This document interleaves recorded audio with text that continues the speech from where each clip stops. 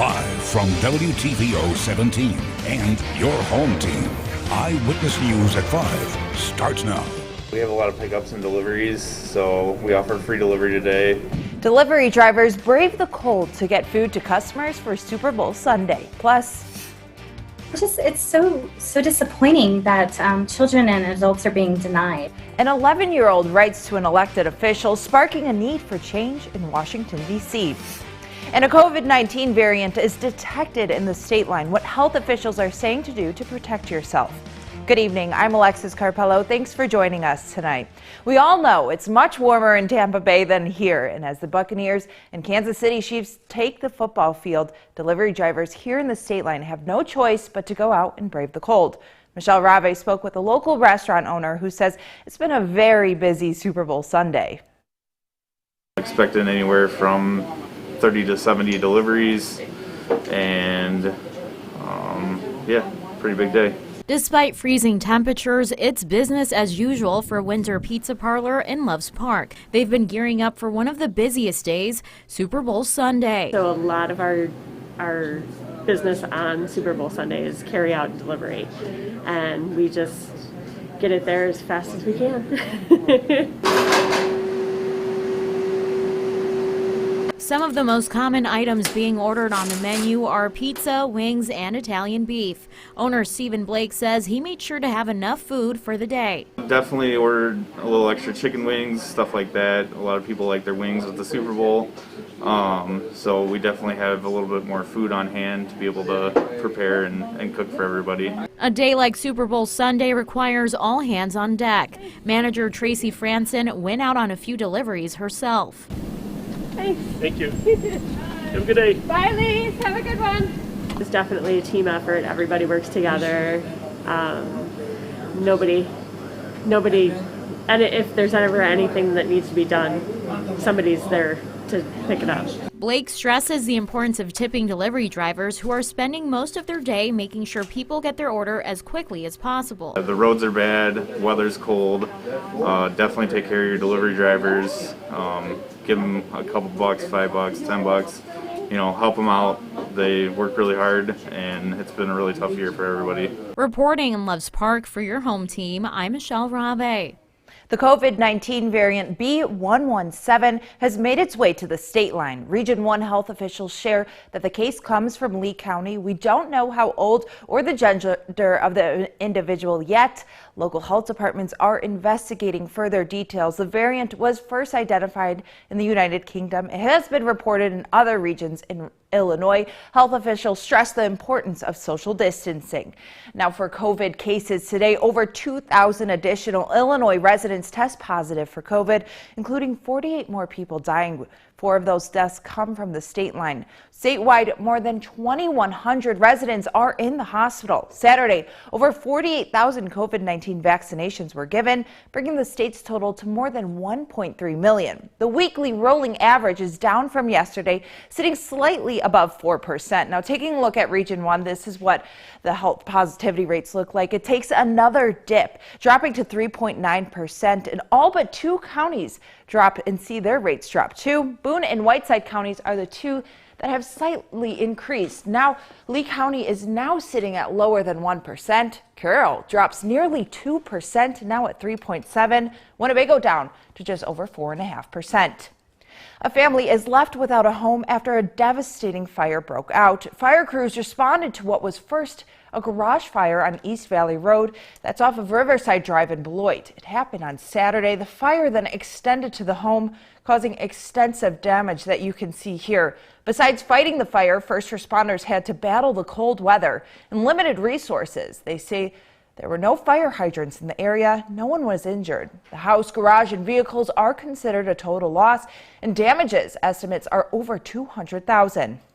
An 11-year-old girl from Colorado is inspiring legislation in Washington, D.C. The goal is to help the hearing impaired. The bill still has a way to go before it reaches President Biden's desk, but Ashley Michaels shares it's already getting plenty of support.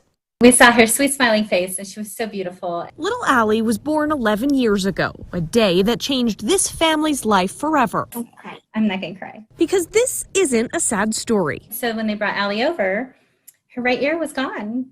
It was gone. Allie was diagnosed with microtia atresia, which is the long way to say she can't hear naturally on her right side. Just before her first birthday, she got a device called a Baha, which uses vibrations to help her hear. Not always are traditional air conduction hearing aids able to help those types of hearing loss, but these are. But here's the thing. And another difference is, and this is a big one, is the cost. Traditional hearing aids are available over the counter. These devices range between $5,000 and $12,000 each. And that's not even including the surgery. And she says most insurance companies won't cover those costs. It's so disappointing that children and adults are being denied. Soon, though, that could change, all thanks to a third-grade homework assignment. One was write a letter to an elected official about a cause you believe in. And so when we were going through the letter, Allie looked at me and she said, "Mom, my Baha." Congressman Joe Mcgill took her idea to Capitol Hill, calling it Allie's Act, to increase access to specialized hearing devices. It would mean the world to us. Remember, you said you wanted to help other kids hear. This would help them hear. Yeah, you can give a thumbs up for that. 2 thumbs, in fact, from the little girl now inspiring very big things. She's excited. We wrote the letter, but she has no idea how important this bill is and how much of a change it would change so many people's lives. That was Ashley Michaels reporting. A hotel in Illinois is under investigation after one person was fatally shot. Others injured. We'll share details as police look for the new gunman.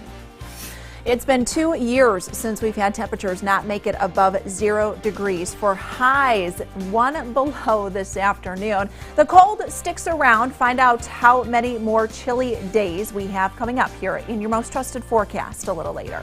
You're watching Eyewitness News, your home team, with Alexis Carpello, David Greenberg, and Chief Meteorologist Candice King. Bloomingdale police identified the man killed yesterday in an Illinois hotel. We told you about this scene yesterday. James Mcgill, a 27-year-old from Chicago, was shot and killed. At least 5 others were injured. Bloomingdale police say a fight broke out between 2 groups of about 100 people.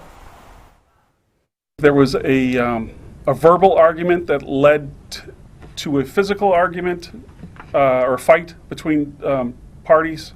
And then it appears that someone discharged a firearm. I saw some valiant efforts by law enforcement trying to save lives, putting tourniquets on people.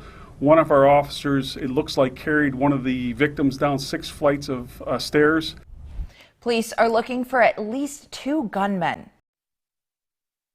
Now, your first warned weather forecast with Chief Meteorologist Candice King. You don't even have to go outside to know that it is just cold. It just looks cold out there. While we still have the light, a live look with our Mercy on SkyTrack camera out at the Poplar Grove Airport. Oh, it just is a cold one.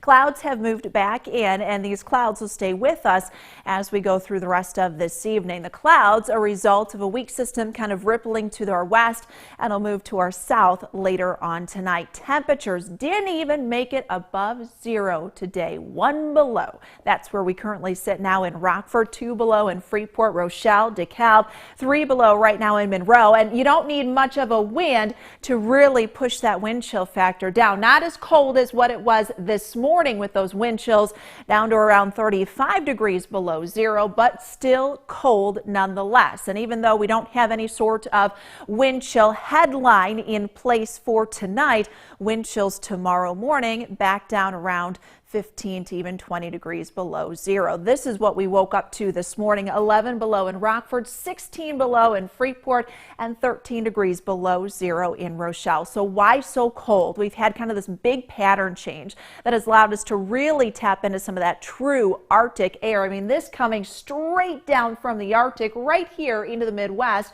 where air temperatures are 30 to even 40 degrees below 0. So this colder pattern really sticks around here for the next several days, actually through the end of this week, because we've got this big ridge of high pressure up across Alaska. So what that's doing is it's really dislodging and working with some other kind of circulations in our atmosphere to kind of break that cold and push it down. We've also got this area of low pressure that'll be meandering through the Hudson Bay area in Canada, kind of pushing westward. So this allows and kind of feeds that colder air to keep coming in here to the lower 48. 48. So with that jet stream still riding right overhead and to our south and that low pressure system overhead, it keeps that cold locked in place. Now this week not going to be as cold as what we had today, but still temperatures well below average, and we've got many nights too that number will fall back below zero. And around this main low pressure system you get these little pieces of energy that rotate through, and each one that comes through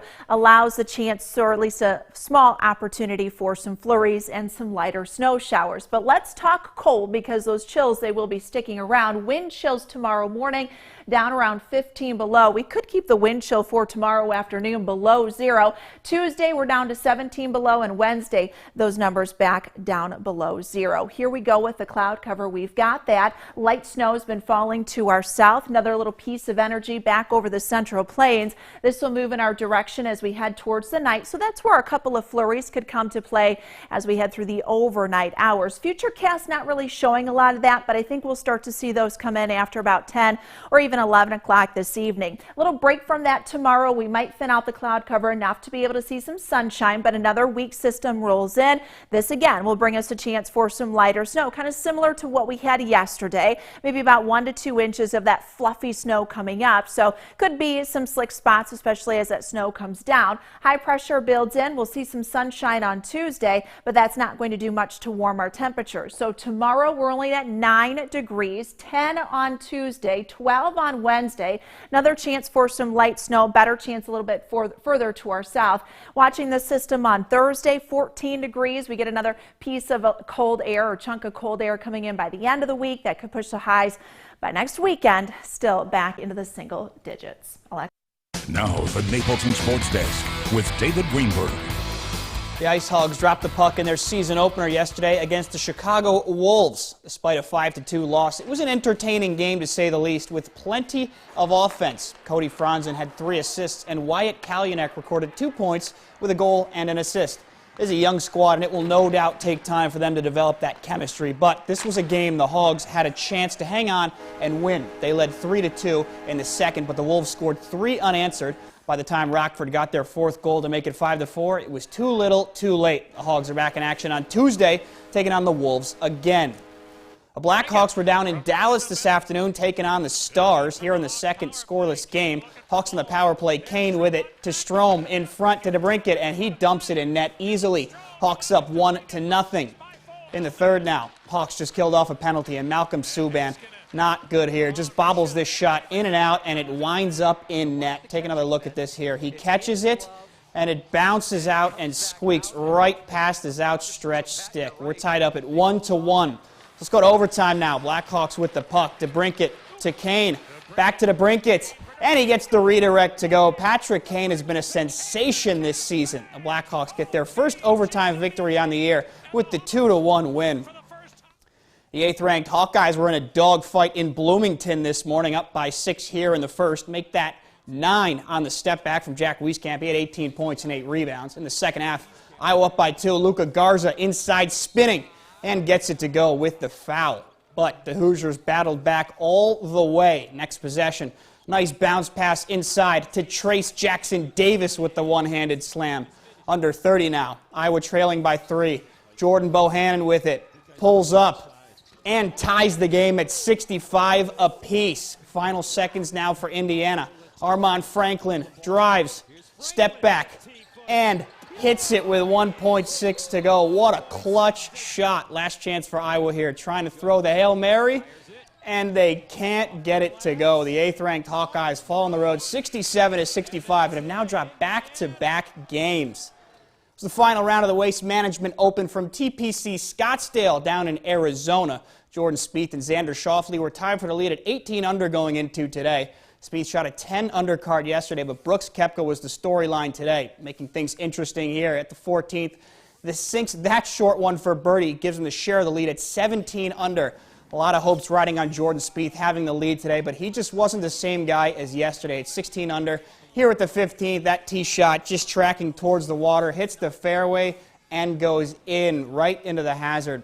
Let's go over to Brooks Koepka now at the 16th, just off the green, chipping this one here. What a great chip. Gets the bounce, going towards the hole, and no way. An unbelievable shot. An eagle there catapults him into first place at 19 under, and that seals it. Brooks Koepka wins the 2021 Waste Management Open.